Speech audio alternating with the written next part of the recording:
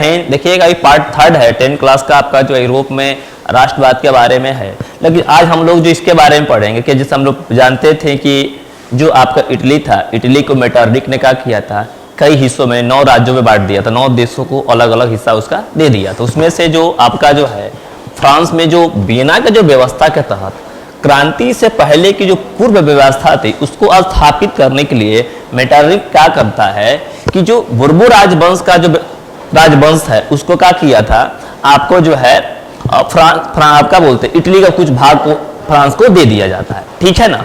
उस समय Louis 18वां France का राजा बना और उसने फ्रांस की बदलती परिस्थिति को समझ लिया था। यानी इसको पता था कि अगर हम लोग 1789 वाला फिर व्यवस्था फिर दोबारा आपका जो फ्रांस में लेकर आते हैं तो जनता हमें क्या करेगी, नहीं छोड़ी। इस बात को जो है डर कहीं ना कहीं फ्रांस के राजा को था, यानी लुइस 18वां को, यानी लुइस 18वां। आया बात समझ में?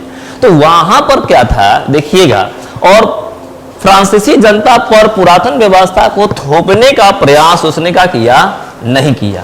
उसने प्रतिक्रियावादी और सुधारवादी शक्तियों के माध्यम से, यानी 2 तरह की शक्ति मिलाता है, कौन कौन, प्रतिक्रियावादी और क्या, सुधारवादी शक्तियों के माध्यम से समन्वय स्थापित करने का प्रयास किया। और उसने जो है इसी उद्देश्य के साथ 2 जून 1814 से को सम्राट की ओर से संवैधानिक घोषणा पत्र जारी किए गए, जो 1848 ईस्वी तक फ्रांस में चलते रहे। लेकिन चांसलर जब चांसलर 10 आता है तो उसके शासन काल में कुछ परिवर्तन किए गए। यानी देखिएगा 2 जून 1814